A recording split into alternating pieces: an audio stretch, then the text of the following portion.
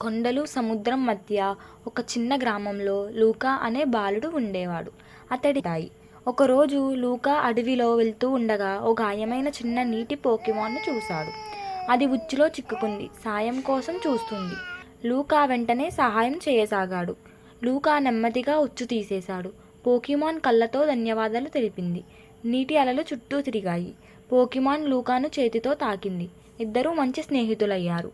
లూకా దానికి విషయాలు చెప్పాడు. అది నీటి శక్తులు చూపించింది. ఒక్కసారిగా తుఫాను వచ్చింది. గాలి మెరుపులు తీవ్రమయ్యాయి. పోకిమాన్ శక్తులు చూడలేదు. వాళ్ళు ఆశ్రమం వెతకసాగారు. గుహలోకి వెళ్ళి ఇద్దరూ తుఫాను తగ్గే వరకు అక్కడే ఉన్నారు. పోకిమాన్ బలహీనంగా కనిపించింది. లూకా దాన్ని దగ్గరికి తీసుకున్నాడు. కొద్దిగా పోకిమాన్ శరీరం శక్తితో నిండింది. తిరిగి బలవంతంగా మారింది. తుఫాను తగ్గింది. పోకిమాన్ ఇప్పుడు సహాయానికి సిద్ధం. పోకిమాన్ నీటి